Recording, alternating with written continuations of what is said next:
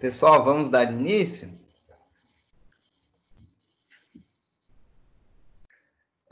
Primeiro, boa noite a todos, ainda quem não estava aqui.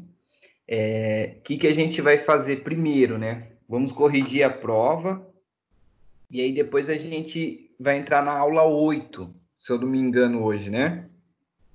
Estamos certos?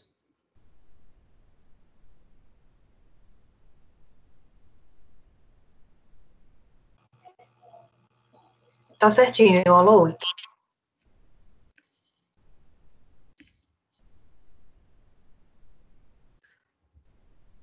Então, pessoal, como é que foi a prova? O que vocês acharam?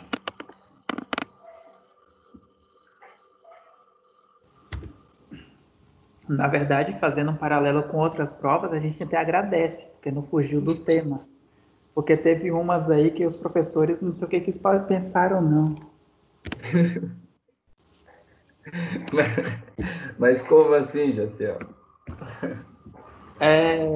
A prova do senhor estava dentro do conteúdo. Quem pegou os slides não tem como reclamar, porque a prova estava gostosa de fazer.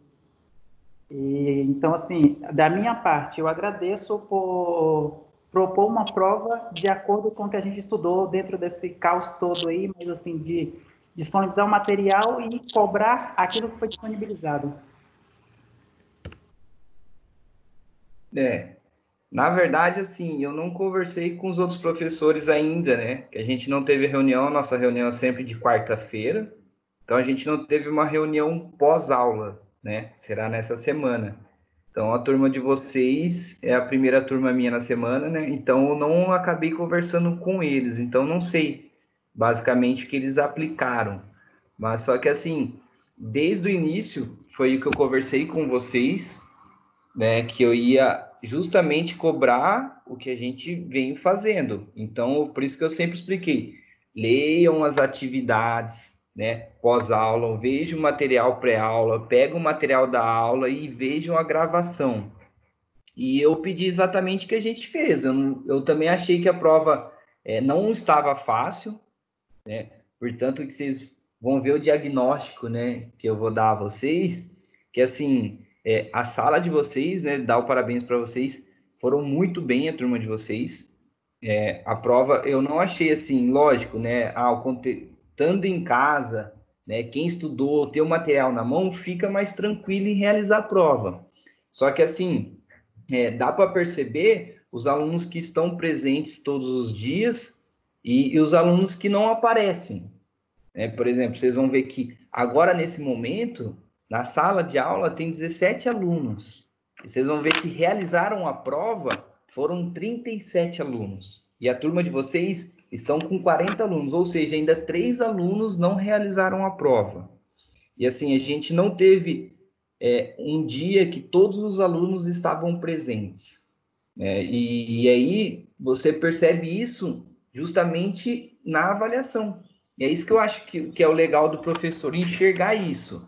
Eu não faço uma avaliação para o aluno ir mal ou para o aluno tirar 10, que seja facinho. Eu faço uma avaliação para realmente ver o que o aluno está entendendo da disciplina. E o que vocês me mostraram, que a grande maioria está indo bem. Então, assim, lógico que a gente vai conversar, não sei, né, o método de estudo de cada um, a gente vai conversando, mas isso a gente não sabe, né?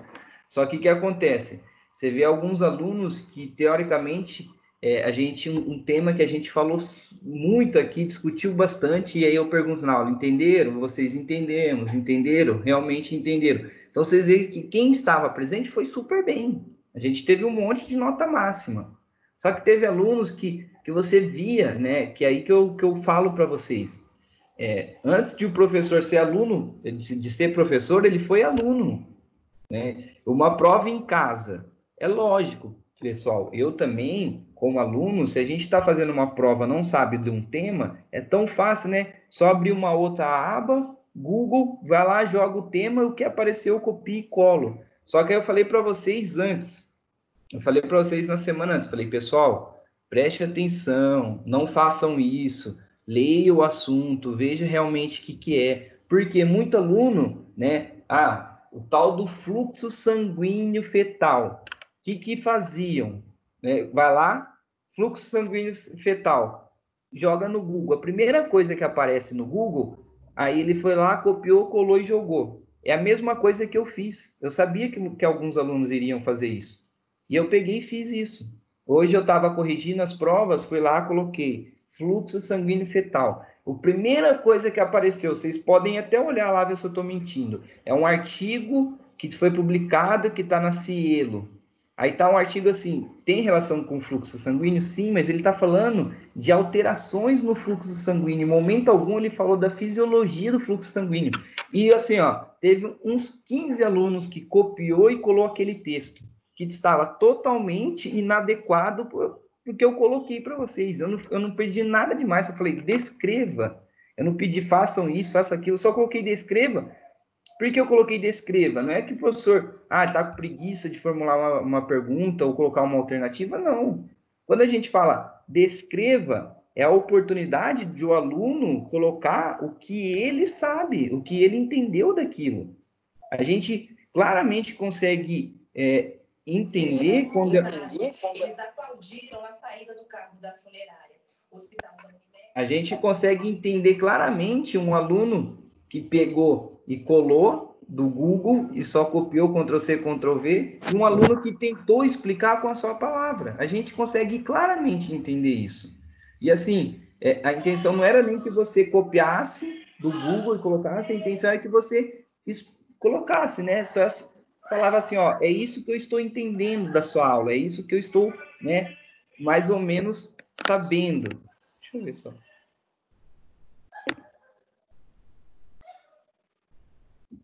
Ô, Jéssica, é Jéssica Rodrigues, na verdade. Seu microfone ele tá aberto, aí a gente está escutando o barulho da sua televisão, eu acho.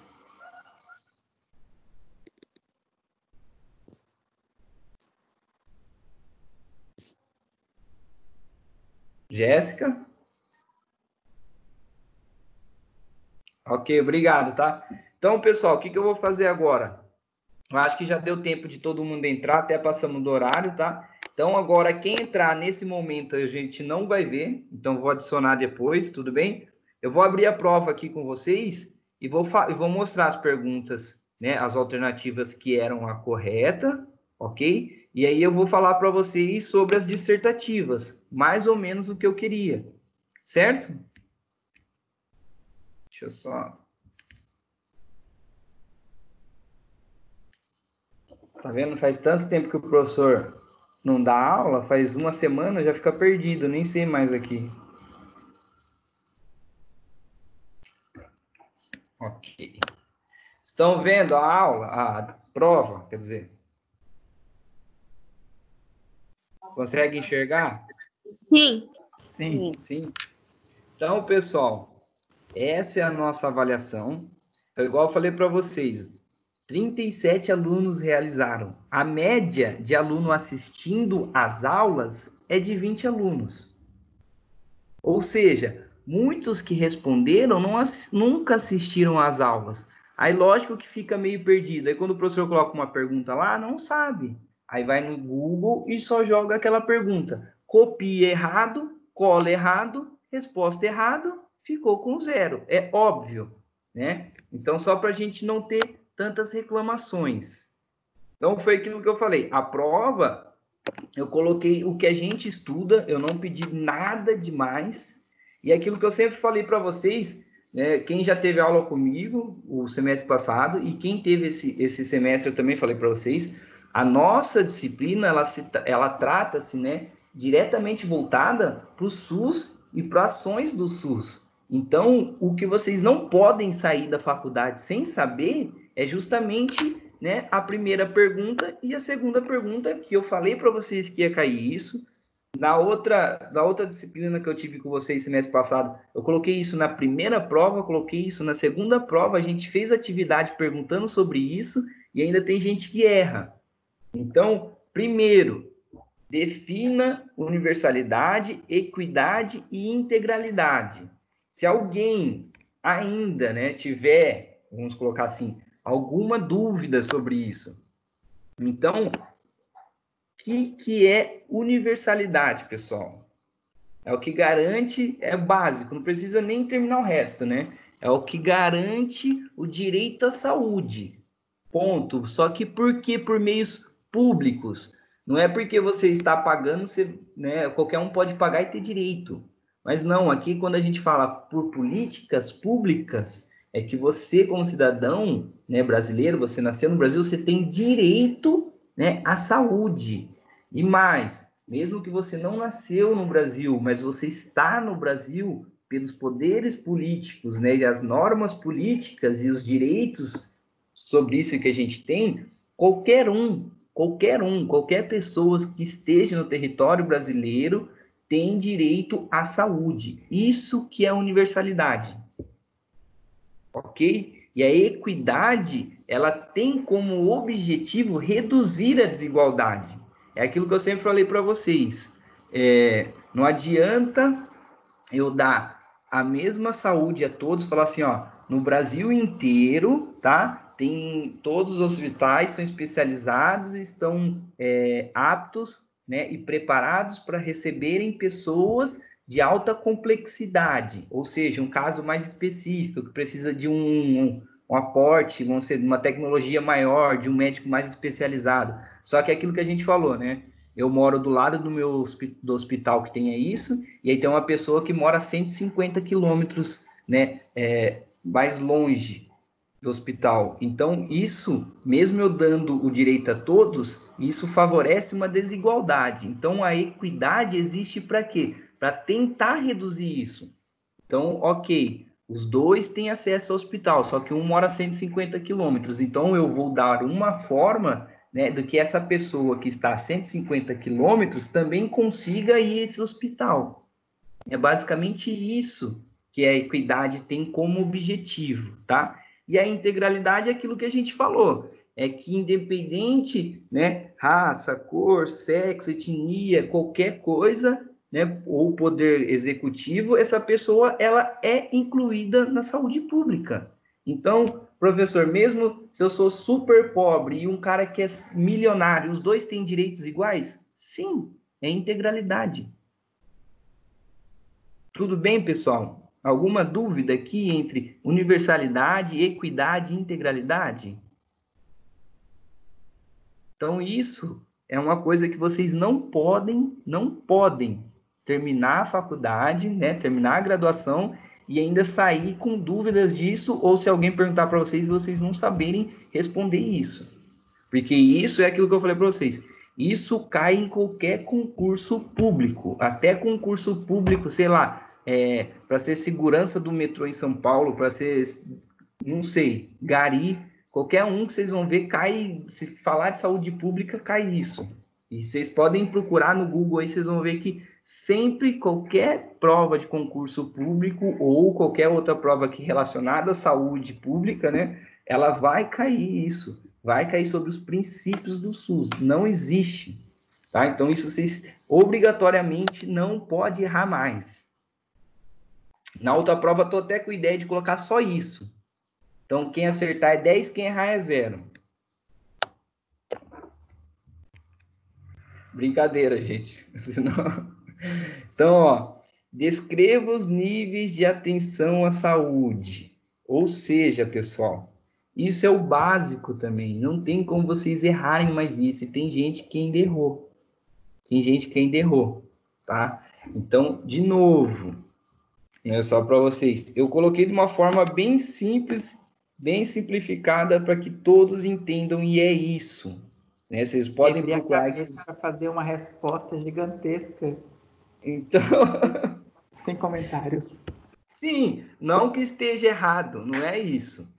Eu falei para você, descreva, mas o mínimo era isso daqui.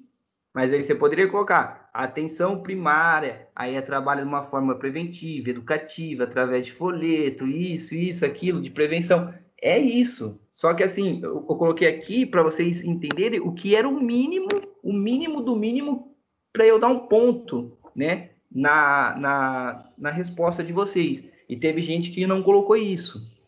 Então, o que a gente faz no nível de atenção primário? Prevenção, gente. Prevenção. De que forma? Com promoção, com educação, aí por meio disso a gente vai trabalhar com panfleto, palestras, vídeos educativos, campanhas, tarará, tarará, é isso. A atenção primária é prevenção. Aí o que todo mundo confunde ainda, professor, por que na atenção primária eu vou fazer um exercício físico lá com uma senhorinha? Alguém consegue me responder isso?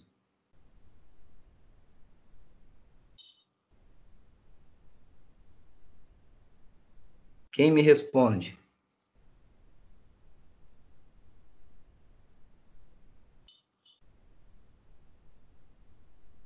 Hein, pessoal?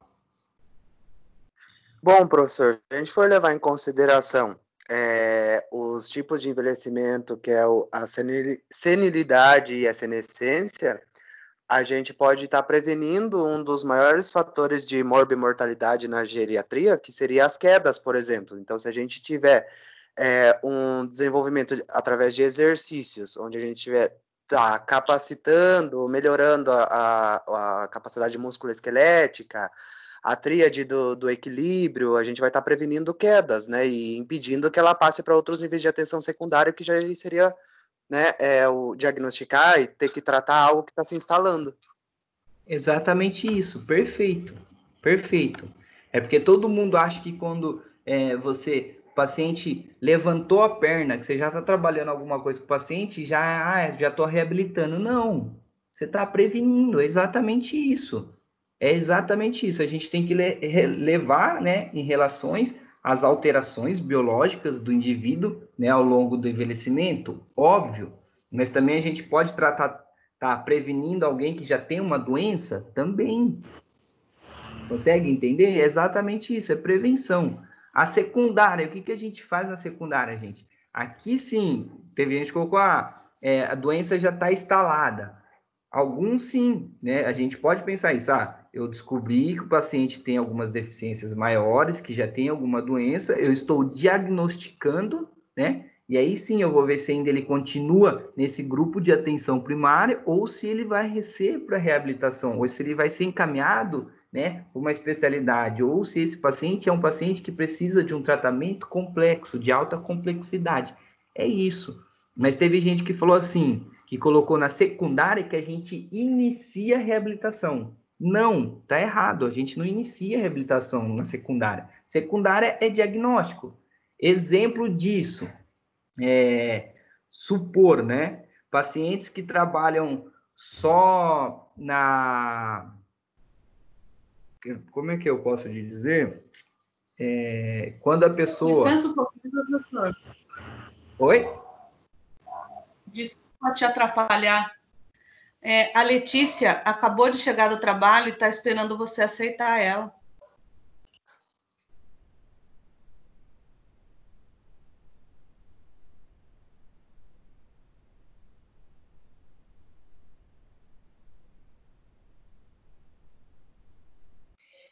Então, pessoal, diagnóstico funcional. Tem fisioterapeuta? De nada. Tem fisioterapeutas que, exemplo, hoje ele trabalha só no INSS. O que seria trabalhar no INSS?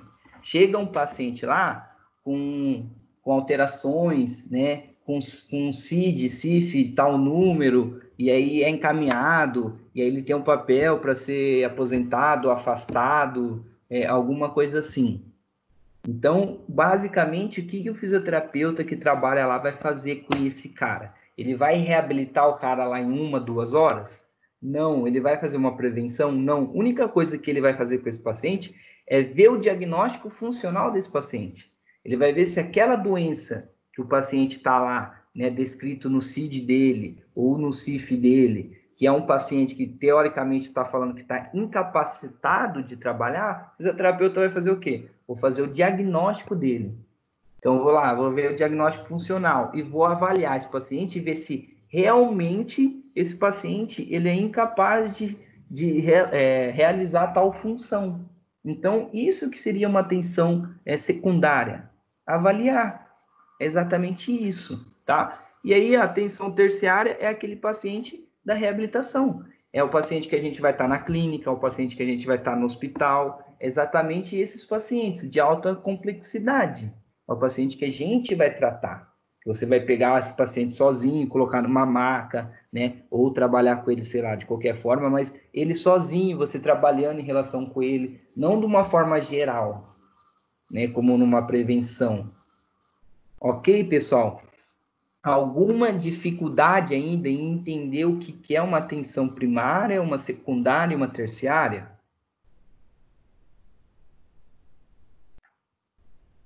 Tá. E aí, pessoal? A3. Então, o que eu falei aqui?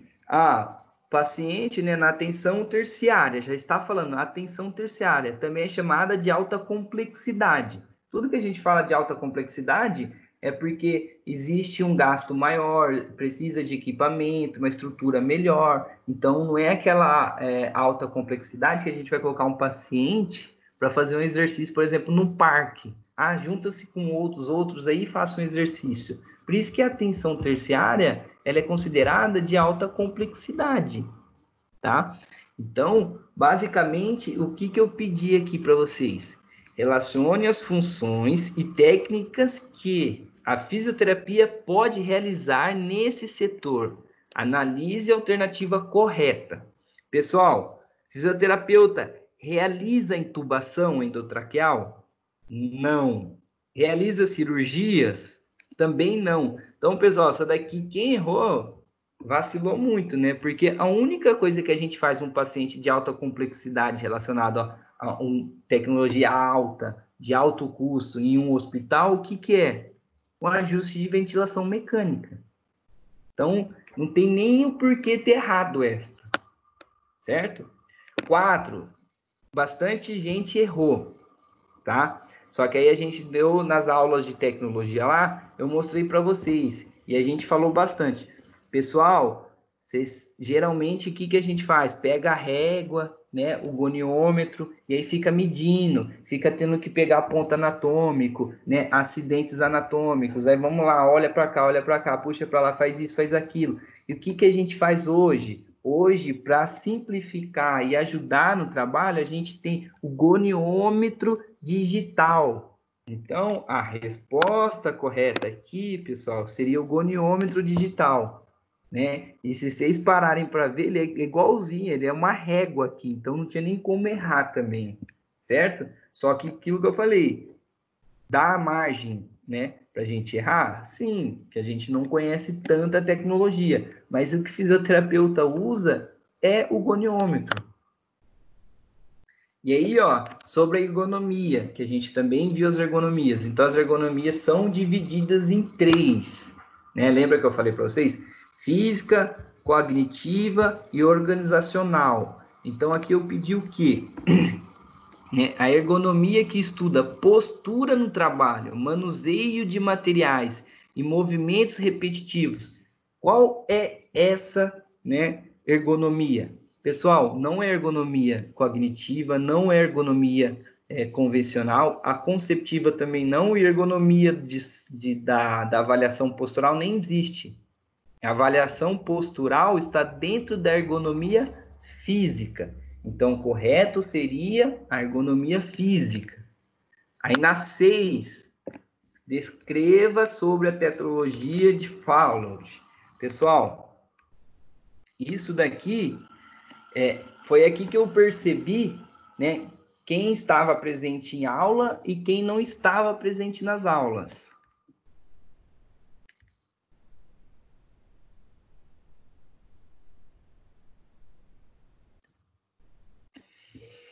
Por quê? Porque, assim, isso daqui eu coloquei para vocês. Descreva o fluxo sanguíneo fetal, né? Não é da tetralogia ainda, cadê? Aqui. Eu falei para vocês, descreva sobre a tetralogia. Pessoal, quem estava na aula, lembra do que a gente falou. Lembra que eu expliquei sobre a tetralogia. Agora, o que muita gente colocou aqui? Eu vou falar para vocês bem sério. É lógico que a pessoa que colocou é a pessoa que não assistiu a aula ou, sei lá, estava dormindo. Porque descreva sobre a tetralogia de Fallot. é uma doença cardíaca. Só colocou isso. Pessoal, não era isso. Se fosse isso, eu perguntava o que é a tetralogia, não descreva. Então, descreva a tetralogia. É uma doença, é uma cardiopatia cianótica das mais comuns. Se caracteriza por obstrução da saída do ventrículo direito, comunicação interventricular subaórtico, dextroposição aórtico e cavalgamento sobre o septo interventricular e hipertrofia do ventrículo direito. Era isso. E ainda eu mostrei para vocês o desenho lá e a gente discutiu sobre isso. Então, teoricamente, talvez vocês não lembrassem, né, na hora que eu perguntar para vocês. Mas vocês tinham material, era só vocês abrir a aula lá, lembrar da figura e vocês iam saber descrever. E até na figura tá os 4 pontos certinho que cada um é. E aí, ó, descreva o fluxo sanguíneo fetal. Essa daqui foi a pior. Né? Essa daqui a gente teve umas respostas meio que absurdas, assim. Falando, o sofrimento fetal, o fluxo sanguíneo fetal ele é alterado por causa disso. Não é isso. Descreva o fluxo sanguíneo fetal. Eu mostrei para vocês a imagem lá. Fluxo sanguíneo fetal, pessoal, ele é o quê? Ele chega por meio da placenta. Quem oferta todo o oxigênio à criança é a mãe. Por que isso, pessoal? Porque a criança dentro, né, da mãe, vamos colocar assim de uma forma mais simples, ela não respira. Então ela não vai fazer uma troca gasosa. Só que ela tem um coração, ela tem um pulmão. E ela precisa receber oxigênio. E de quem que ela recebe isso? Da mãe. Só que aí o que que acontece lá na criança? Ela recebe pela placenta, né? Só que aí, lá no fígado, a gente tem as veias e tem as artérias da criança. Então, a mãe oferta o oxigênio que vai chegar no fígado, vai passar pela veia, vai passar, né, pelas artérias umbilicais que a gente tinha falado para vocês, e aí até chegar lá direto no coração da criança e fazer lá o bombeamento e correr pelo corpo. É basicamente isso. Mas o que vai correr pela criança é o ducto que a gente tem, que é o ducto venoso. A troca gasosa, vamos dizer assim, o sangue venoso, quem vai circular no corpo é a criança que faz isso. E aí ele vai mandar para o fígado, e o fígado vai mandar lá para a veia umbilical, e a veia umbilical vai levar também pela placenta, e a mãe que vai fazer a secreção desse sangue. É isso. Depois disso, a gente nasce. No momento do nascimento, a criança já tem o biofeedback, o feedback positivo, que naquele momento o coração já começa a trabalhar junto com o pulmão e a criança faz a circulação sanguínea dela. E aí a gente vai ter essa circulação normal pro resto da vida. Normal assim, né? Coração vai fazer o bombeamento e o pulmão faz a troca gasosa. E aquelas veias, a veia umbilical, né? E as veias e as artérias umbilicais que a gente tinha, isso não é mais usado. E aí não é mais usado, teoricamente, vira um tecido fibroso, que hoje, como adulta, a gente tem, né, na anatomia adulta, que é formado, né, o ligamento umbilical. Isso a gente consegue sentir até na palpação. É como se fosse uma banda fibrosa. Tudo bem, pessoal? Alguma dúvida aqui?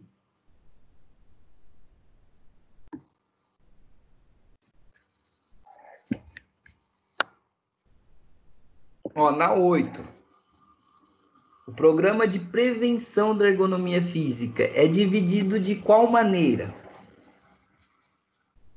Então, pessoal, lembra que eu falei para vocês? A gente divide em tempos, teoricamente. Então, ele é dividido, né, em aquecimento, e aí corretivo, aí distensionamento e relaxamento. Lembra que eu tinha falado para vocês?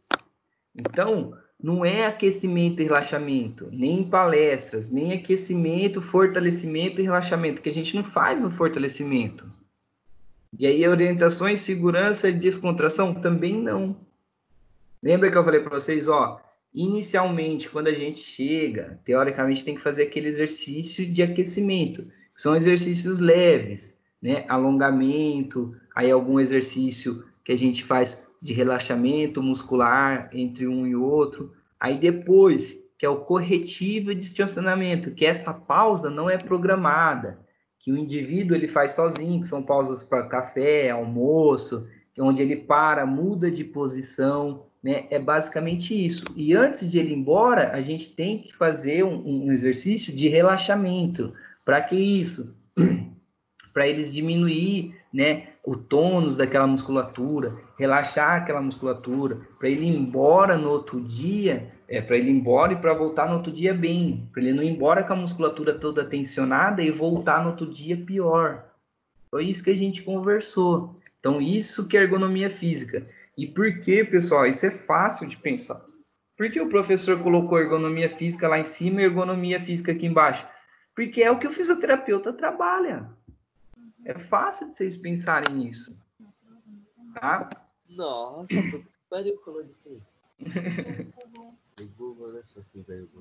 E ó, em relação à coleta da história clínica, né? Analise a alternativa correta.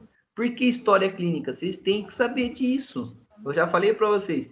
Então, como que é a história clínica? Ela deve ser realizada de maneira que permite que o paciente sinta-se à vontade para contar todos, né? Vamos colocar assim, todos os eventos que tenham importância clínica para o tratamento dele.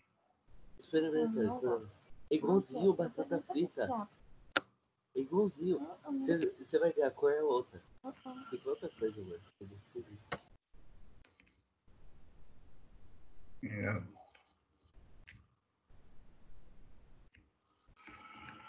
E aí, pessoal, a última.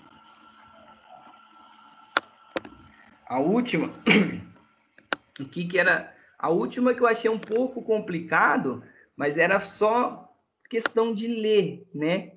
Então, ó, associa subpartes da avaliação com o conteúdo a serem avaliados. Então, ó, 1 era a coleta de história. 2, né? Um era coleta de história clínica.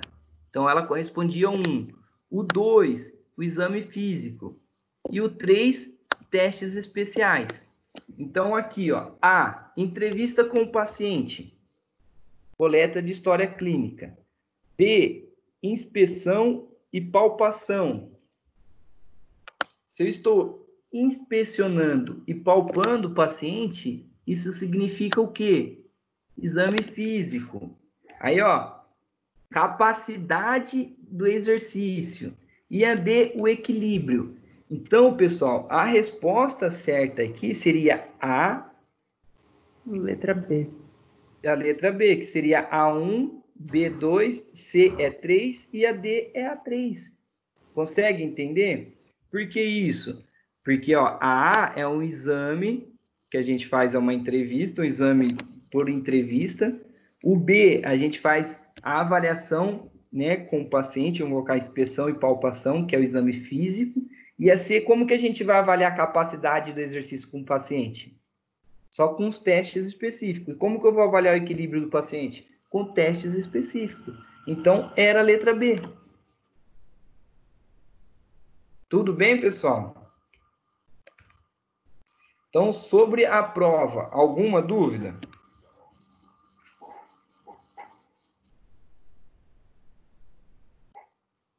Vocês já viram a nota lá?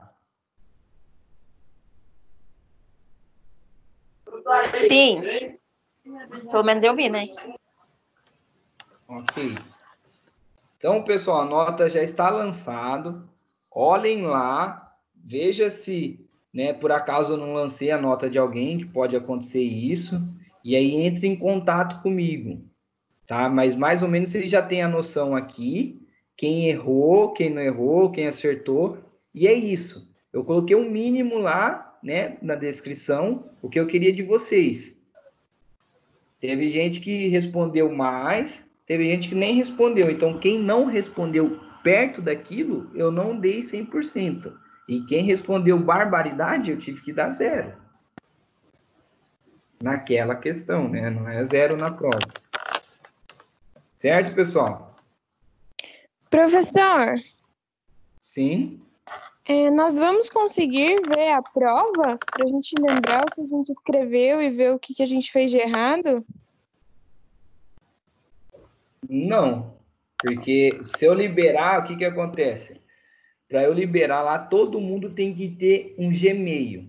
Aquele Gmail, o Gmail que você colocou lá, por exemplo, você tem um Gmail. Eu coloco lá para liberar a prova, vai a prova para todo mundo que tem Gmail. Alguns alunos não têm Gmail, outros é Hotmail ou outro provedor. E aí, o que que acontece? Se eu enviar para você, 5, 6 vai receber e o resto não. E aí vai ficar meio, como é que fala? Meio desigual ou um ou outro vai achar ruim. Então, Sim. eu prefiro não enviar. Tá bom. Tudo bem? Tá bom, Para obrigada. não ter problema. Por nada. Então, pessoal, a aula de hoje já está lá no sistema para vocês, tá? E aí é basicamente uma continuação da 7, vamos dizer assim, que a 7 a gente tinha falado da atuação também no neonato, e aí agora a gente vai falar um pouco na criança. Então, só lembrando, né, que criança, a gente coloca, né, alguém pode me dizer, basicamente, quando que é considerado uma criança, vamos colocar assim?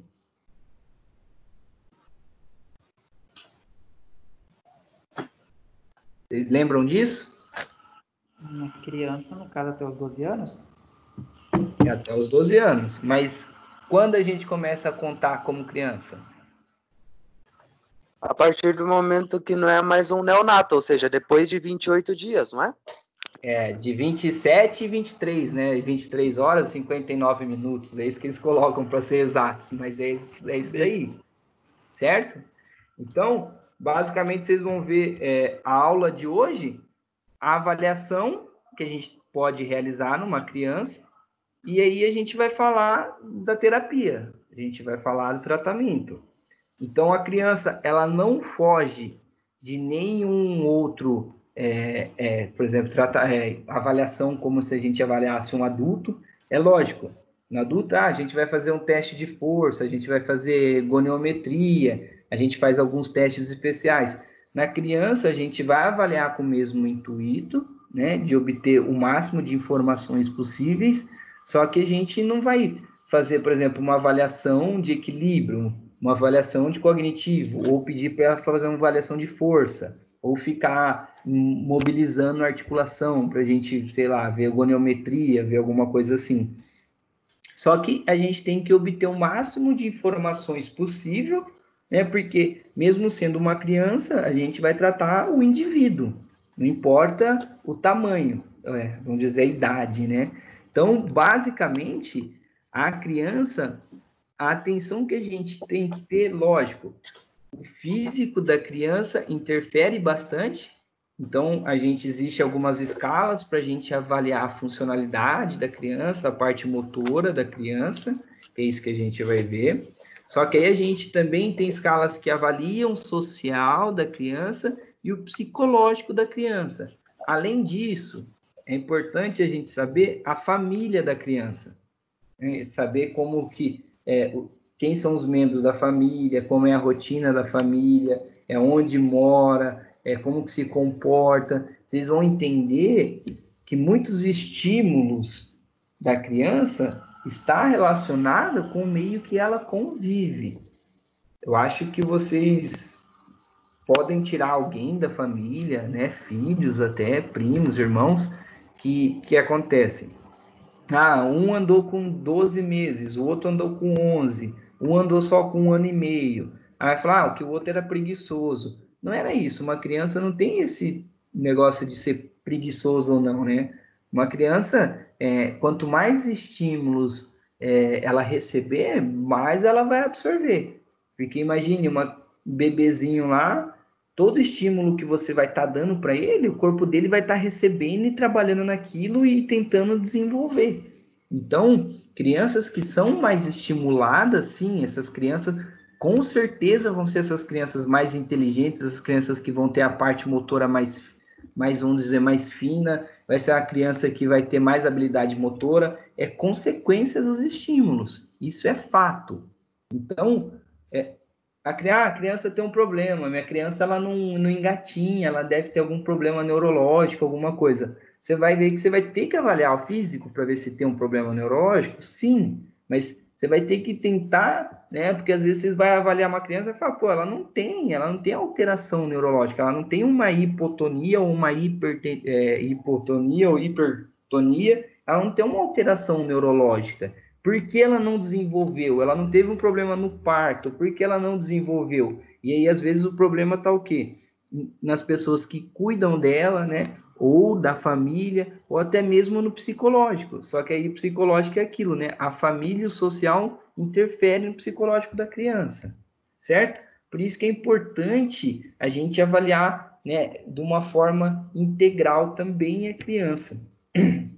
Além disso, então é aquilo que a gente discute e sempre fala, né? Quais são as brincadeiras que a família mantém com a criança? Isso interfere no desenvolvimento da criança? Isso atrapalha no desenvolvimento da criança? A gente tem que saber isso. Hoje é mais comum a gente ter um pai, uma mãe que brinca mais, uma mãe que ela tem mais acesso, né? Principalmente à internet, a notícias, então ela dá mais estímulos. Mas, por exemplo, na minha época, a maioria, é a época dos bebês que ficava, não sei se vocês lembram, mas era no chiqueirinho, que tipo tinha um cercadinho lá, como se fosse um berço, mas bem baixinho, cercado, e deixava a gente lá e a mãe ficava trabalhando. Então a criança ficava o dia inteiro ali, não tinha estímulo nenhum. E aí quando saía dali, ia para o andador. O andador suporta o peso da criança, altera o quadril, faz tudo aquilo de errado e a gente não tem estímulo nenhum. Então, tinha essas alterações. Mas hoje você vê que é uma mãe mais informada. Então, hoje não tem tanto chiqueirinho, hoje não tem andador, hoje a mãe brinca mais, a mãe dá mais estímulo, a mãe dá mais atenção. Então, isso é importante para a criança. Além de outra coisa, por que tem criança que fala mais rápido que a outra? Por que tem criança que fala certo e as outras não? Então, aquela história de ficar falando, né, na linguagem do bebê, falar toda errada, aquelas coisas meio boba com o bebê, isso é errado, teoricamente. Porque a criança, ela vai absorver e ela vai aprender o que você falar. Então, se você fala errado com ela, ela vai aprender aquele formato errado e vai pronunciar daquela forma errada. Então, uma criança, quando ela está em desenvolvimento, ela não tem a parte motora fina, né, dos músculos da língua, para desenvolver uma coisa mais de motricidade na fala. Então, por isso que ela acaba falando algumas palavras erradas. Mas, se ela não recebe esse estímulo de treinar, né, de treinar o correto em falar, ela não vai falar. Por isso que ela demora mais para desenvolver a fala correta, por isso que vai falar mais enrolado. Então, quais são os estímulos vocais que ela recebe e que são utilizados com elas? Isso é importante a gente saber também.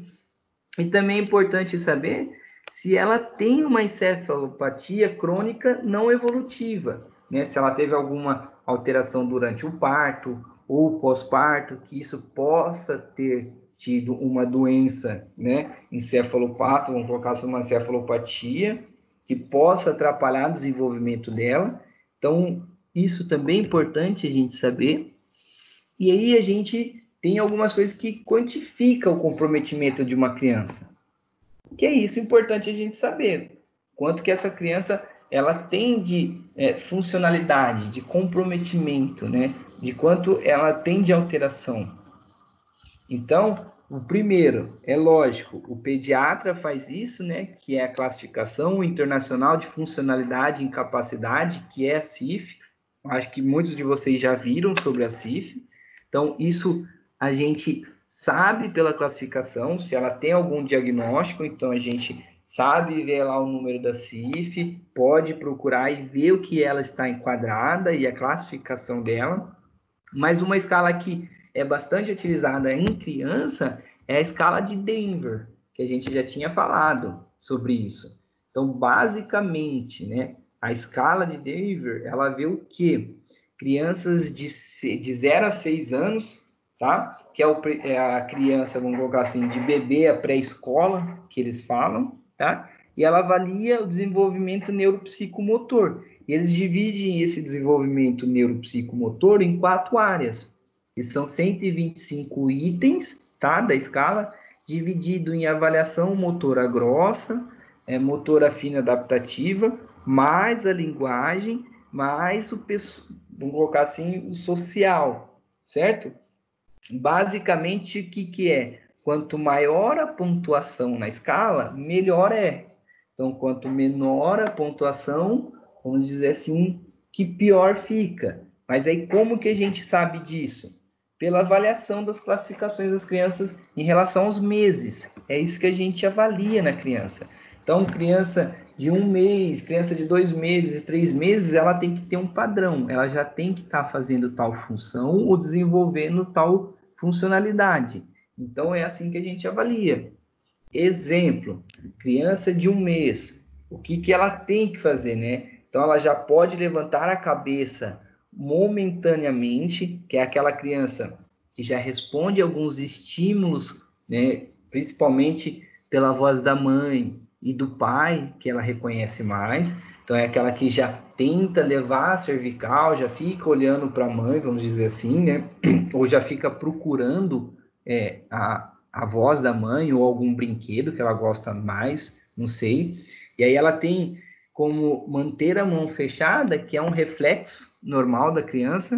Então, vocês podem pegar que é característica do bebezinho de 1 mês, que ele fica quase o dia inteiro com a mão fechada. Aí a gente vai lá, põe o dedinho na palma da mão dela e ela vai fechar a palma da mão no nosso dedo. Isso é óbvio, isso é um reflexo que ela tem de 1 mês, tá? E aí, ó, outra característica, que ela olha e segue o objeto que você colocar até 45 graus. Isso é muito verdadeiro, gente. Pega uma criança de 1 mês, deixa ela deitadinha lá, pega um brinquedo, coloca na frente dela, assim, bem no olhar dela, e anda com o brinquedo, sabe? Move um pouquinho para a direita ou para a esquerda, você vai ver que ela vai seguir e depois vai parar. Por quê? Porque ainda a cervical dela roda pouco, só que aí ela tem o estímulo visual, que ele consegue acompanhar até 45 graus. Só que isso é bom a gente continuar com o estímulo? Sim, porque aí que ela vai desenvolver mais motricidade na musculatura em volta do olho, e aí ela vai desenvolvendo também o reflexo, né, de rotação da cervical. Aí, ó, além disso, ela vê o preto e o branco, que é um padrão ainda, que ela não consegue definir cores, tá? Então, professor, cor mais chamativa, como vermelho, sei lá, um amarelo, o que ela vê um tom de preto mais diferente. Mas só que o que ela consegue interpretar naquele momento, com 1 mês de vida, é a cor preto e branco, que é a cor padrão. Acalma quando, né, ouve uma voz, vamos colocar assim, por isso que principalmente da mãe. Então, quando a mãe, né, fala com a criança e a criança tá chorando, a mãe vai lá, pega no colo e fala com a criança para na hora, é porque é o estímulo que ela queria ouvir a voz da mãe. Exemplos. Barulhos altos, né, ou gritos desagrada a criança, então por isso que pode, né, vir a chorar, e geralmente é o que acontece. E olha fixamente quando fala com ela. Então, é uma outra característica bem legal, que eu até estava fazendo numa filha de um amigo meu esse final de semana, que quando ela é pequenininha, tem 1 mês também, mas quando você vai conversar com ela, ela para e fica olhando para você assim fixamente, e ela tenta arregalar mais os olhos, porque ela quer escutar aquilo, ela quer ver quem está falando com ela quer identificar a cor, ela quer entender o que você está falando, é exatamente isso. E aí vocês podem ver que às vezes você está falando com uma criança de 1 mês e ela está olhando fixa para você e ela está mexendo as pernas e o braço. Mas por que isso? Porque é o estímulo que ela está tendo. Você está dando um estímulo vocal com ela que está repercutindo até no sistema musculoesquelético dela. Por isso que é muito importante isso, gente. E é lindo de ver. E aí com 2 meses, ergue já a cabeça, mais ou menos a 45 graus, tá? E aí já consegue ficar deitado de bruço, diminui o reflexo de preensão de mão, aquele reflexo que ela tinha de ficar com a mãozinha fechada, ela já começa, né, já abrir a mãozinha, então ela tem uma, vamos dizer, uma semi-flexão de mão, um semi-fechamento na mão, então ela já consegue abrir e fechar, ela já tem esse reflexo de abrir e fechar, não só de ficar fechado, tá? Segue o objeto com os olhos, então aquela criança que a gente colocava o objeto em frente a ela e ela seguia até 45 graus, aqui ela já consegue seguir o objeto independente de você colocar. Então, vocês vão ver que é aquela hora que ela começa a dar mais importância para aqueles bichinhos que estão pendurados no berço, tá?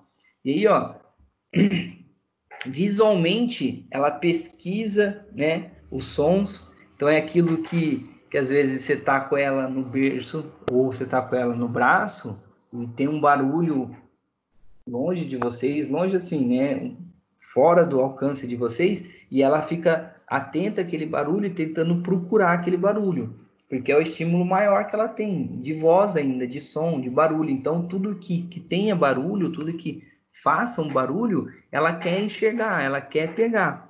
Então, isso é um exemplo mais claro também, que elas começam a se interessar por aqueles brinquedinhos por som. Então, criança de 2 meses, 1 mês, 2 meses, é aquela criança que gosta dos brinquedos com som. Então, elas dão mais importância, né, aos brinquedos que tenham barulho, que façam barulho. Por isso que é viciante aqueles brinquedinhos, né, que tenha música, por exemplo. E aí, ó, faz outros ruídos, além de chorar. Então, é aquela que ela começa a fazer aqueles barulhos com a boca, né? Igual todo mundo fala, faz caminhãozinho, faz igual o carro, e ela fica fazendo aqueles barulhos com a boca. Então, é característica da criança já. Ela já tem alguns gritos como característica distinta, vamos colocar assim, que ela já começa a emitir, né, alguns sons, e esses sons ela não sabe, basicamente, vamos colocar, ela não tem uma sensibilidade para falar, ela não tem a motricidade para falar, mas ela já começa a entender que ela também tem voz, ela também consegue gritar, também consegue falar. Então o que ela tenta se comunicar é dando aqueles gritinhos, por exemplo, tá? Então, além disso, reconhece as vozes familiares, principalmente do pai e da mãe de novo, mas teoricamente é aquelas vozes que estão mais tempos com elas, né? Aquelas vozes que é mais agradável, que está todo dia com elas, que ela começa a ter uma memória daquela voz. Então, por isso que a gente coloca de familiares, ok? E aí, ó, o sorriso social demonstrado a resposta de vários estímulos. Então, é aquela criança que a gente fala que é aquela criança risonha. Ao mesmo tempo que ela está chorando, você começa a falar com ela, ela para e já começa a rir. Então, o sorriso para ela, aqui em 2 meses, é uma coisa, é um estímulo maior que ela recebeu e ela está traduzindo aquilo. Então, diferente de 1 mês, né, para 2 meses, a gente vê que aqui ela já está ganhando uma independência muito grande. Então, aqui ela já descobriu que tem voz, aqui ela já consegue reconhecer as outras vozes, aqui ela já consegue seguir, né, vários objetos, independentes de você estar mostrando ou não, mas se ela olhar, se interessar por aquele objeto, você pode estar andando com ela no berço que ela vai ficar olhando aquele objeto. Então, aqui ela já começa a receber o estímulo que ela sabe, ó, minha mão não precisa ficar fechada, minha mão pode abrir e fechar. Então, ela já começa a abrir a mão, que é desenvolver, né, um dos principais estímulos que a gente tem, que é de garra, vamos colocar assim. Então, uma criança de 1 mês para 2 meses, ela desenvolve muita coisa, né? E aí, de 3 meses, ela começa a dar, né, parcial de peso em ambas as pernas. Então, quando a gente coloca ela em pé, vocês vão ver isso, ela já começa a estender as pernas, a querer ficar durinha, vamos colocar assim. Então, o estímulo que ela tem é quando você levanta e ela encosta o pé no chão, é de ela tentar estender, de fazer uma extensão de joelho. Então, isso é um reflexo que a criança tem, e aí ela já começa a desenvolver também a capacidade de descarga de peso nos membros, tá? Aí a capacidade de manter a cabeça erguida quando ela é soltada, mas aí ela cai para frente, porque ainda ela não tem uma força adequada, uma sensibilidade tão grande, né, da musculatura extensora da cervical. Mas, porém, quando a gente coloca a cervical dela erguida, vamos colocar semi-estendida, ela consegue manter por alguns segundos. E isso é importante, né, para a gente desenvolver a capacidade de controle cervical da criança. E outra coisa, quando ela deita de barriga e levanta a cabeça, mais ou menos até 45 a 90 graus.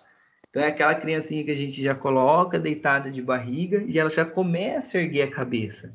Você vê que vários bebês têm fotos assim, que é o estímulo que ele tem. Ele já está tentando desenvolver, né, a cervical. Ele pensou lá, de 1 ano, ele só estava conhecendo o mundo.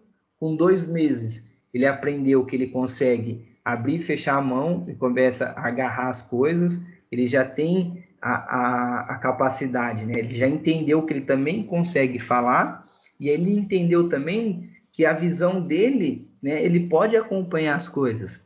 Só que aí, para ele ganhar mais o mundo, vamos dizer assim, para ele ter mais coisas, ele fala assim, eu tenho uma limitação porque eu tenho que olhar em todos os lugares com a minha cabeça, então eu tenho que começar a erguer a cabeça, eu tenho que começar a rodar a cabeça. É isso que a criança com 3 meses precisa, e tem, né? Tudo bem, pessoal, até agora?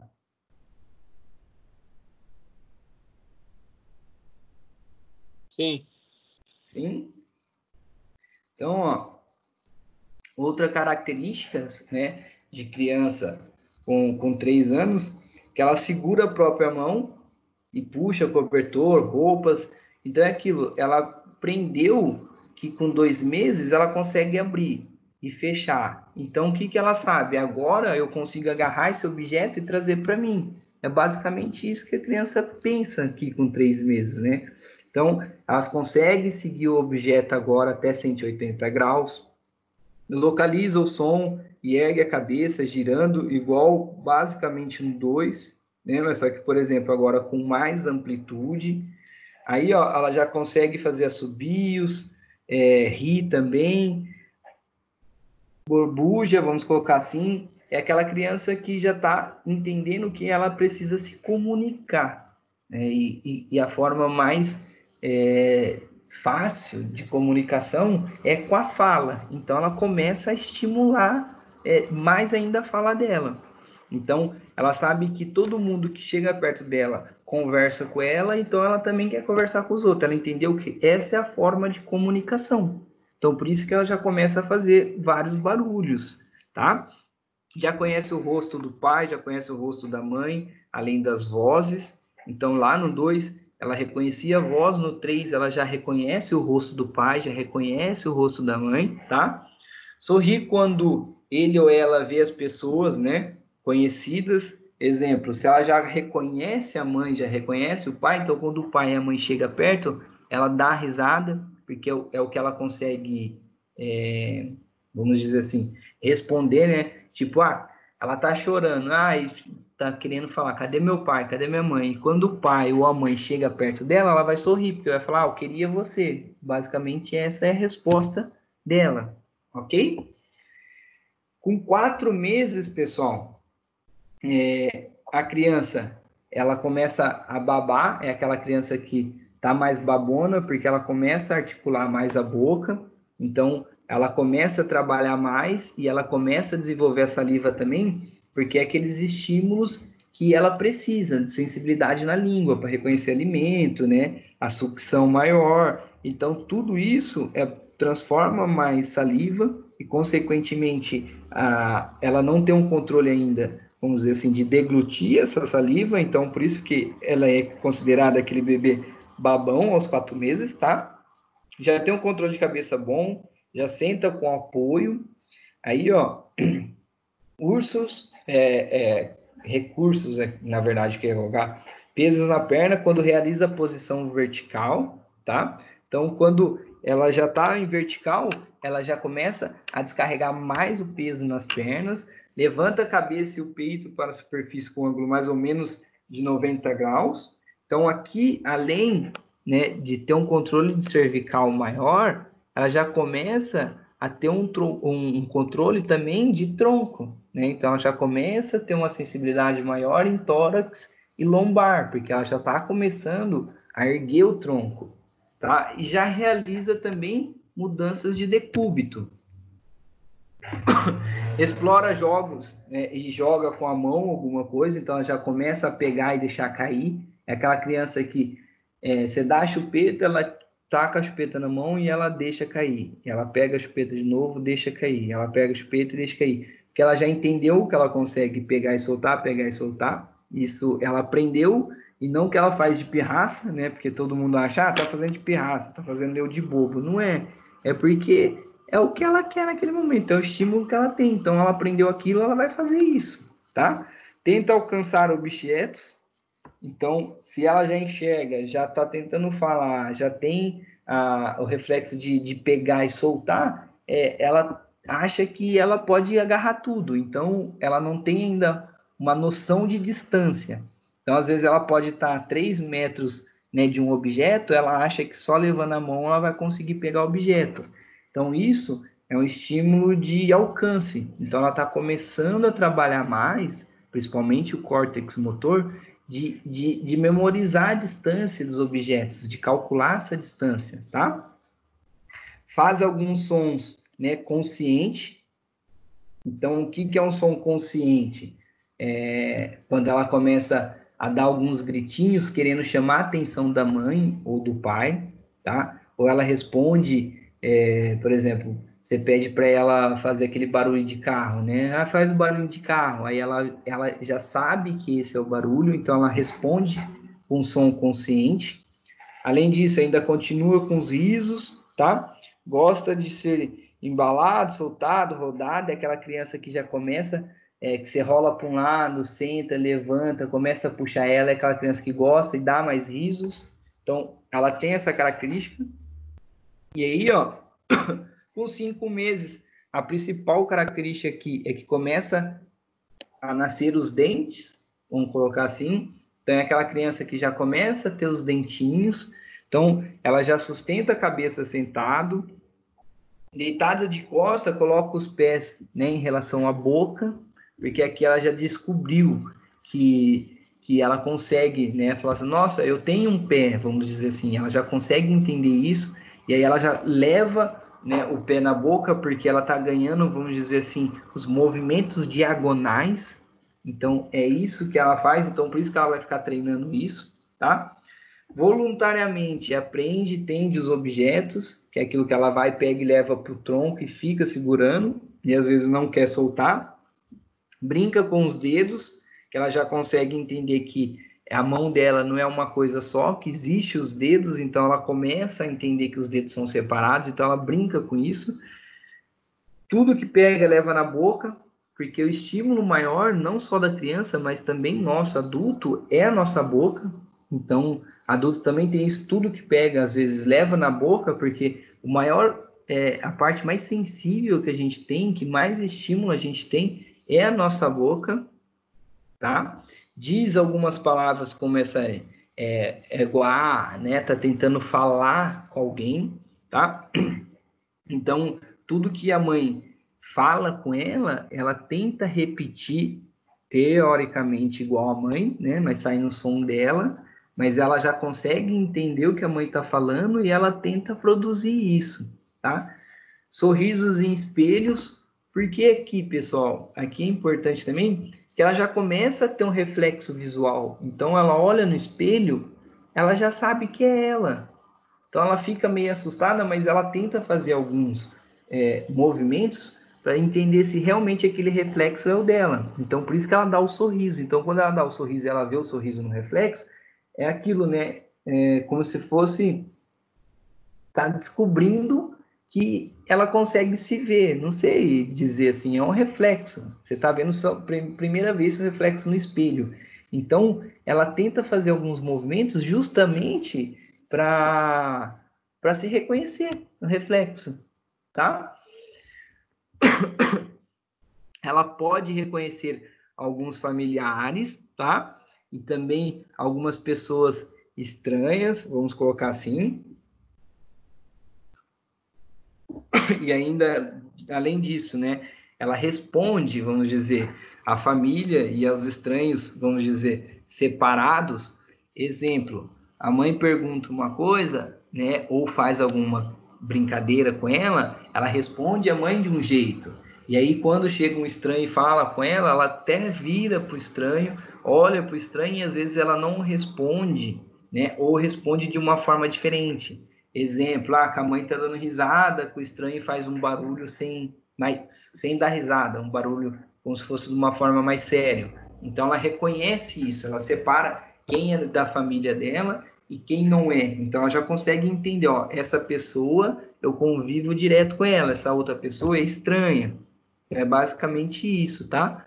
Começa também a descobrir essas outras partes do corpo. Então, aquilo que ela, além do pé, né, e da mão, ela começa a entender que ela tem a barriga, que ela tem a cabeça. Então, ela começa a entender isso e ela começa a tocar nessas partes, justamente para sentir, tá? Nos 6 meses, uma das coisas mais importantes que é o mastigar e morder, justamente porque aos 5 meses ela começa a ganhar os dentes, tá? Então, com 6 meses, ela tendo o estímulo da boca e já tendo o dente, já conseguindo pegar as coisas, ela vai levar para a boca. Então, é isso que eu quero que vocês entendam. Eu sei que é um pouco chato, porque a gente tem que ficar falando o que a criança faz, o que a criança faz, né? 1 mês é isso, 2 meses é aquilo, 3 meses...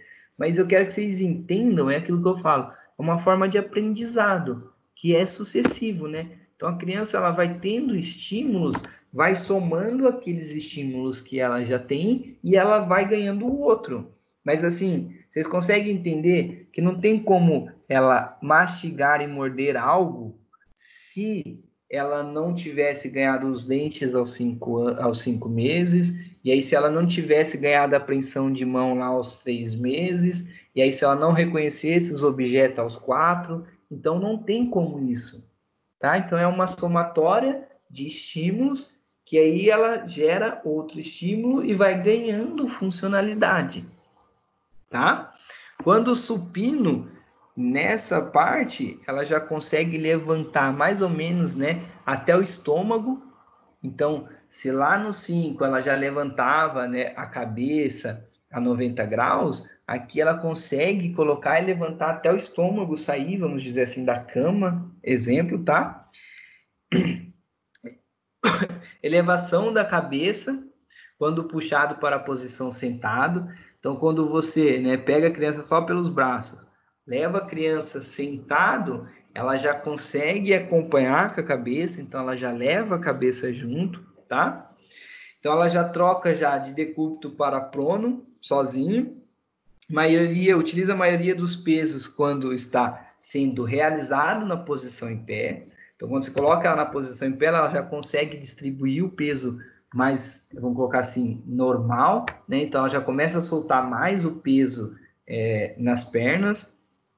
Agarra e controla pequenos objetos, ajuste do corpo com o objeto. Então, ela vira a cabeça do lado e depois para cima e para baixo. Então, ela já ganha todos os movimentos de cervical, né? Tanto extensão, flexão e rotações. Então, ela já ganhou isso, ela já entendeu que ela tem isso. Prefere mais os estímulos mais complexos, os estímulos visuais mais complexos, vamos entender assim. Então, essa criança de 6 meses é aquela criança que a mãe vai colocar o celular com a galinha pintadinha, que tem um monte de cor, um monte de bichinho falando, um monte de besteira, assim, um monte de som. É lógico que a criança vai se interessar por isso. Não é porque as mães... Eu escuto isso bastante, porque às vezes a gente vê na clínica bastante criança falar: nossa, ele adora a galinha pintadinha. É óbvio, né? Ele está numa idade de estímulo sensorial total. Qualquer estímulo que você der para ele, ele vai pegar, ele quer captar. Ainda mais estímulos que tem várias cores, vários bichinhos se mexendo e um monte de barulho, é óbvio que ele vai se interessar mais, tá? Diz algumas sílabas, né? Então, é aquelas sílabas, geralmente, as que a mãe mais fala com ele. Então, por isso que fica... fala má, de mãe, né? Mãe, má. Então, ele começa a falar má, mu, dá, di. Então, ele começa a tentar, né? Vamos colocar assim, a priorizar a fala, né, mais aguçada. Então ele tenta melhorar a dicção dele para ele justamente para o pai e a mãe entender, porque ele consegue ouvir melhor hoje, ele consegue entender que a mãe dele fala melhor, ele tenta de qualquer forma copiar o que a mãe e o pai falam e dessa forma também se relacionar mais com eles. É basicamente isso. Aos 7 meses, a principal aqui é que ela já senta sem apoio, então é aquela criança que já fica sentada sem apoio, então você não precisa mais levantar ela. Então lá no 6, se ela trocava de prono para supino, aqui ela já fica sentado. Então é sucessivo, é aquilo que eu falei para vocês, vai ganhando estímulos. Lá na 5, ganhou a rotação, aí aqui na 6, ganhou rotações, flexões, extensão, então tem todo o controle cervical e já troca de supino para prono. Então aqui já vai ficar sentado, tá? Faz inclinações para frente e para trás, né? Com as mãos. Então, ó, usa lá também, né? O peso sobre os pés. Então, ela já reconheceu que ela soltava todo o peso dela nos membros. Agora, ela entende que o pé dela é uma parte separada, que ela tem que começar a ter controle do pé para futuramente andar, por exemplo, tá? Ela pode realizar alguns saltos, né, que é aquela, não é um salto, vamos dizer assim, mas é aquela flexão e extensão, né, de joelho e quadril, porque ela já começa a entender que ela já tem esse estímulo, né, graças às descargas de peso que a gente foi tendo lá do quarto mês, 5º mês, 6 meses, agora ela começou a ganhar mais motricidade, vamos colocar assim. Então, ela já começou a entender que ela tem a flexão e a extensão de joelho, tá? E também, ó, usa um lado do corpo para deitar de bruço, por exemplo. Então, é aquela criança que já vai dormir deitada, virada para um lado ou para o outro. Até mesmo porque ela já tem, né, o controle de tronco e ela já faz as trocas de decúbitos, tá? Além disso, transfere os objetos de uma mão para outra, capaz de fixar em pequenos objetos, então a visão dela é mais aguçada aqui, vamos colocar, mais sensível, tudo bem? Responde ao nome, então ela já sabe qual é o nome dela, então aqui ela já, quando você chama, ela já vai responder, então ela já sabe quem é ela, vamos colocar assim, tá? A consciência, ela já tem mais consciência e profundidade, né, ao espaço que ela tá, vamos dizer assim, ao espaço temporal, né? Então, qual é o espaço que ela tá, então ela já sabe, os movimentos já são mais calculados, ela sabe que para chegar a tal objeto ela precisa ter mais alcance, então ela já consegue ganhar mais profundidade em espaço, tá? Tem preferências a alguns alimentos.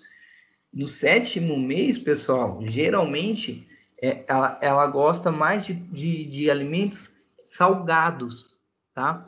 Porque o sal, não que ele seja mais gostoso que o doce, não é isso. Mas que a gente desenvolve primeiro, vamos dizer assim, que é a sensibilidade ao sódio, né, ao sal. E ele é mais forte. Então, quando entra em contato com a língua e com a cavidade da boca, o gosto do sal ele é mais forte, então ela sente, né? É mais sensível ao sal. Então o açúcar não tem tanto. Então ela começa a gostar mais do sal primeiro. Depois que ela vai ganhando mais sensibilidade, né? Nessa degustação, vamos colocar assim, aí que ela começa a entender mais alguns alimentos. Ah, eu gosto mais de chocolate do que de carne, por exemplo. Ela já começa a ter essa interação. Por isso que algumas crianças gostam mais de algumas frutas e outras não. E aí que entra também um pouquinho, eu acho que é cabível a gente falar isso, das mães, né?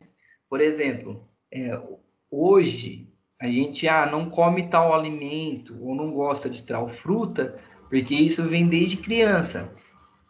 A mãe sabendo disso, no 7º, 6º a 7º mês, a criança já começa a ter a introdução de alguns alimentos, Então, ela tem a sensibilidade maior para alguns e para outros não. Então, por isso que às vezes a criança vai comer algum alimento e não vai gostar. Porque ainda ela não consegue diferenciar o sabor, ela não consegue sentir o sabor. Ou algo que estava naquele alimento, naquele momento para ela, foi uma sensação ruim. Então, ela não passa a comer mais esse alimento e a mãe fala, ele não gosta. Exemplo, tá? Ele não gosta de maçã. E aí não dá mais maçã à criança. Então, a criança vai crescer sem gostar de maçã e quando vinha ser adulto vai falar, não gosto de maçã, nunca gostei. Então, teoricamente, é o estímulo que a gente tem quando pequeno. Vamos dizer assim. E também ela tenta falar quando os outros falam. É aquela criança que você vê que os adultos às vezes estão conversando, discutindo próximo dela, ela começa a tentar falar, porque ela pensa, ela quer entrar na conversa, ela pensa que os adultos estão falando com ela, vamos dizer assim. Com 8 meses, senta-se bem sem apoio já, tá? Então tem mais controle de tronco, já senta melhor, consegue ir para frente, para trás e para os lados, então ela já começa a ter mais uma distribuição de peso, vamos colocar, tá?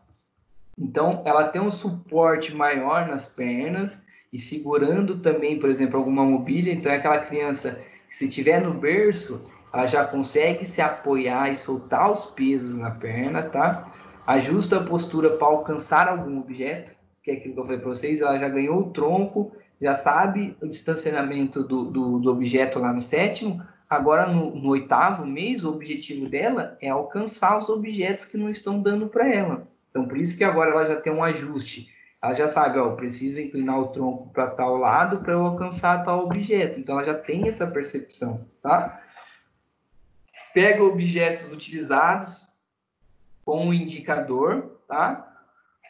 E com o 4º e o 5º dedo, vamos colocar assim. Então, ela já consegue diferenciar os dedos, já consegue saber que cada dedo tem um movimento próprio. Então, ela já começa a pegar o objeto, ou segurar um objeto somente com o dedo, tá? Aí, além disso, ela consegue já jogar alguns objetos, ouve seletivamente alguns familiares, então é aquilo que eu já falei para vocês, já reconhece a voz do pai e da mãe, já sabe quem são, então, mesmo que outras pessoas falem com ela, ela já seleciona com quem ela quer falar, com quem é mais agradável, começa a combinar as sílabas que ela já tinha aprendido, então a motricidade da fala aqui também já é maior, compreende a palavra não, então quando você fala não para uma criança de 8 meses, teoricamente, ela já sabe o que significa, tá? E não gosta de trocar a fralda ou se vestir. É aquela criança que 8 meses é aquela criança mais inquieta, que é mais difícil de trocar. 9 meses, o que é mais importante a gente saber na criança que com 9 meses ela já começa a engatear, esboça já uma posição mais ortostática, então é aquela criança que já começa a ficar mais tempo em pé, tá? Senta-se por um período mais longo, ok? E aí, ela já começa a desenvolver uma habilidade maior no membro dominante. Então, aqui a gente vai saber, né, se ela vai ser destro ou canhoto, vamos colocar assim, tudo bem? Usa o polegar e o dedo indicador para pegar os objetos. Então, aqui vocês já entendem que a motricidade é mais fina com 9 meses. Então, o movimento de pinça a criança começa a desenvolver aqui em 9 meses, tá? Responde a comandos verbais mais simples. Então, ela já começa a identificar mais as palavras. O não aqui, ela já compreende mais um não, né? Tipo, é não mesmo. Ela já entende mais isso. Maior interesse em agradar os pais, porque ela já sabe que com os pais que ela vai conquistar as coisas, basicamente é assim. Coloca os braços na frente do rosto. Então, aqui é uma característica também dos 9 meses, tá? E com 10 meses, vai de supino para a posição sentado. Então, é aquela criança, né, que já tem um controle bem maior de tronco. Então, você pode colocar em supino que ela vai sentar. Então, é aqui que a gente tem que tomar mais cuidado com a criança, né, para não ter quedas em berço, em sofá ou da cama. Senta-se em caso de queda. Então, é aquela criança que quando tá lá no berço, né, se apoiando com a mão e soltando o peso nos membros inferiores, quando ela cai, ela já cai sentada, que é o reflexo dela de defesa, tá? Recupera facilmente o equilíbrio ao sentar-se, flexores de quadril e já consegue dar um passo em pé, apoiado, lógico, e compreende o tchau, já compreende que a pessoa está falando que vai embora, por exemplo. Com 11 meses, anda segurando alguns móveis ou objetos ou nas pessoas, volta para pegar um objeto quando está sentado, então é aquele objeto que às vezes caiu da mão dela ou deixou de pegar, ela vai virar e vai buscar o objeto, então se ela quer aquele objeto, ela consegue, tá? E aí com os 12 meses, é aquilo, teoricamente aqui ela já anda, tá? Então ela já tem um controle maior, mas só que a característica dela é aquela criança que ainda precisa andar, exemplo, com a mãe segurando um braço, então ela precisa desse equilíbrio, ou não, é aquela criança que já é mais independente e consegue andar, tá? E aí ela se sente em posição em pé, sem ajuda, vamos ficar assim. Tentativas de construir 2 torres de blocos, mas pode falhar, né? O que seria 2 torres de blocos? Então, ela pode, não é só de brinquedo, tá, gente? É que, assim, neste contexto, com os 12 meses, ela já ganhou o mediastino, né? Já virou um mediastino. Então, ela sabe que cada membro, né, é independente. Então, ela sabe que o membro direito dela faz movimentos diagonais, então cruza para o outro lado. E ela já sabe que o esquerdo cruza para o outro lado também. Então, isso seria o quê? Ela sabe que ela tem os membros e que cada um tem uma função diferente, e aí ela pode se mover em blocos também, e ela pode subir em blocos, mas também ela pode apoiar um braço e uma perna, e depois outro braço e outra perna. Então, ela consegue, né, subir em blocos ou em torres, né, ou ela consegue subir inteira. Então, é basicamente isso, porque ela já ganhou os movimentos diagonais. Ela já tem, né, os 2 membros, vamos dizer assim, se cruzando. Já reconhece algumas páginas, né, de livro.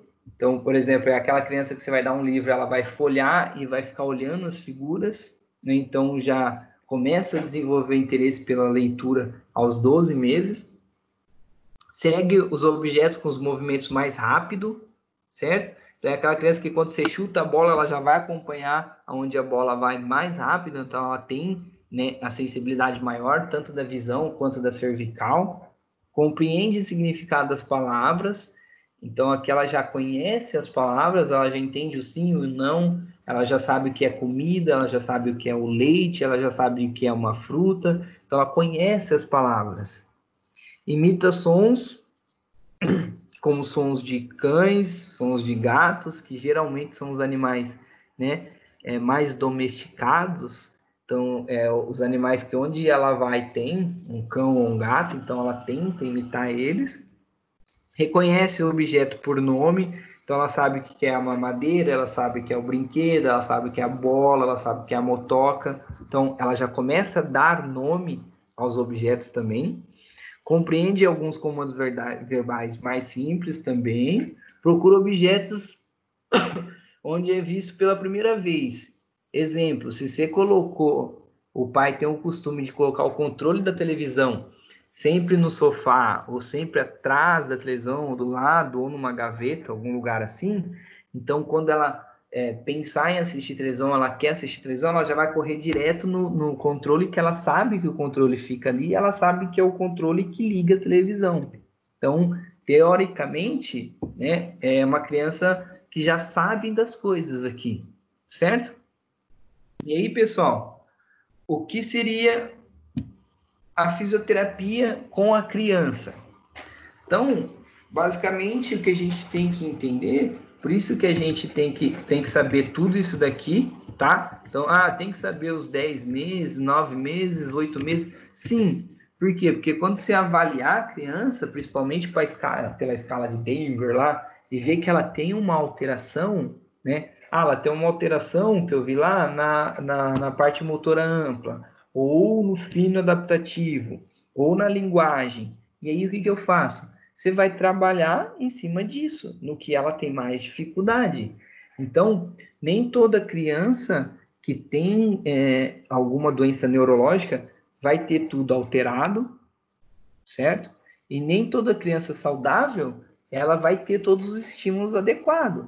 Então, a gente pode fazer a fisioterapia em crianças que não têm nenhum comprometimento motor? Sim, seria o ideal, né? A gente já ir desenvolvendo a criança para ser um adulto saudável e não ser aquele adulto que tem postura errada, aquele adulto que vai desenvolver um monte de alteração. Então, por isso que, às vezes, a criança vai lá, né? Principalmente quem tem acesso maior, né? Um acesso mais fácil à saúde. Pega e coloca a criança, desde quando nasce, tem a médica que acompanhou o pré-natal, aí já vai indicar, né, um pediatra, e aí o pediatra, ela vai ficar passando pelo pediatra uma vez, 2 vezes no ano, até chegar aos 12 anos. Aí depois já vai entrar num médico da adolescente ou até um médico adulto, eles colocam assim. O certo é ter a fisioterapia assim, já ter uma nutrição assim, já ter, né, a parte de um dentista assim, da odontologia. Por quê? Para ser um sempre que vai acompanhando essa criança.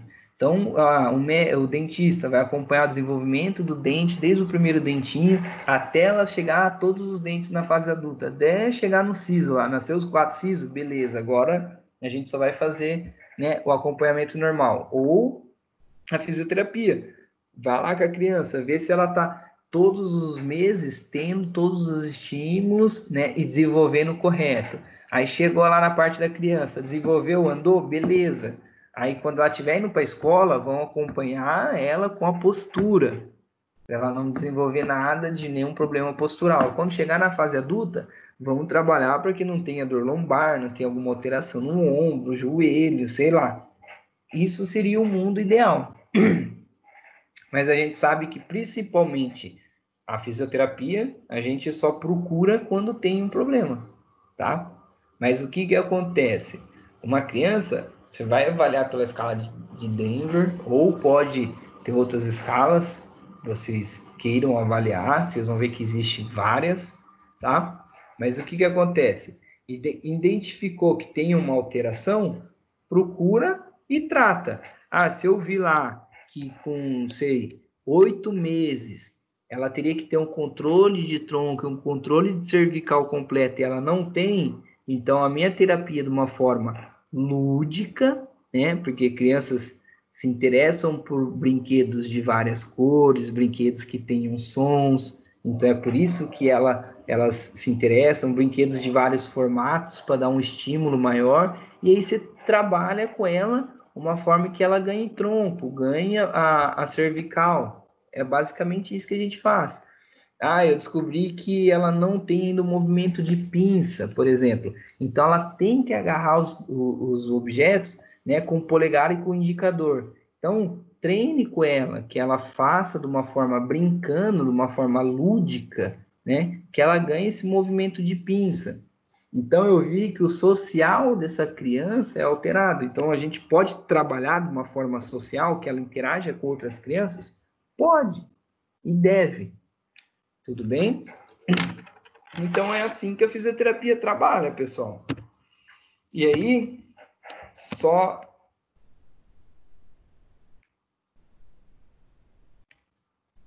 Pessoal, conseguiram entender a aula de hoje?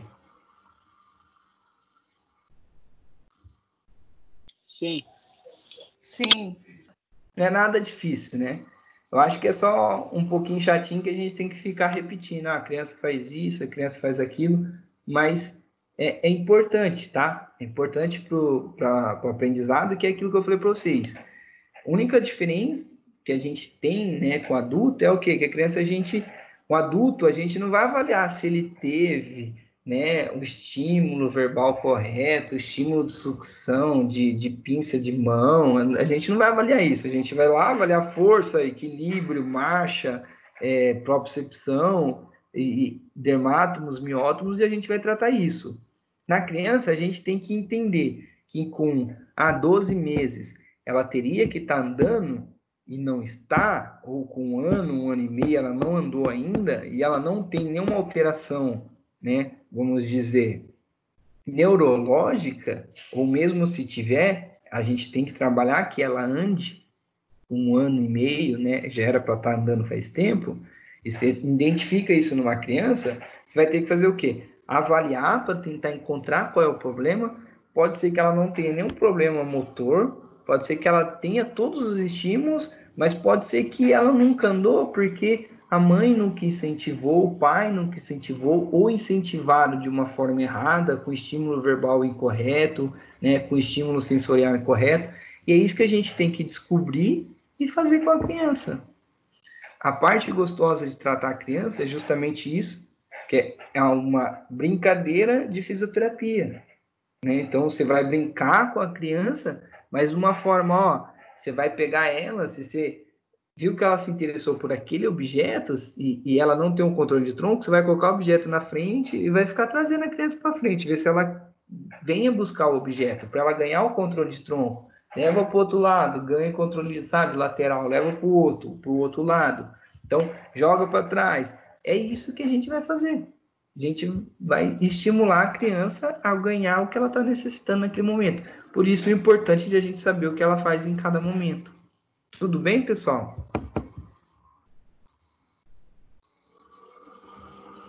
Certo? Tudo bem. Alguma dúvida? Tudo bem.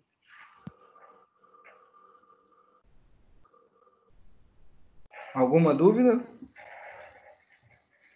Não. Então, pessoal, Não. sobre semana que vem, vocês sabem que a gente tem que realizar, né, a atividade informativa 2. Tudo bem? E aí eu vou realizar com vocês presencialmente. Ok? Então, semana que vem, todo mundo aqui, que eu vou preparar alguma atividade para a gente fazer de uma forma online e que seja mais, de uma forma mais dinâmica, para eu não ficar falando aqui e vocês aí sentados só escutando, tá? Então, eu vou preparar alguma coisa assim.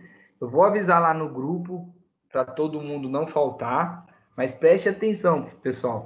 Quem vocês puderem avisar para não faltar, eu agradeço. Então, avisem para não faltar. Quem estiver presencial e fizer, vai ganhar nota. Quem não tiver, não vai ganhar nota. Não vai ter uma outra chance. E a nossa atividade vai ser semana que vem. E tem que ser semana que vem porque era a data lá que tinha que ser feito. Na verdade, era para ser feito hoje. Tudo bem? Tudo bem. Então, até semana que vem, pessoal. Verifiquem a nota de vocês. Qualquer coisa, entre em contato comigo, certo? E até semana que vem.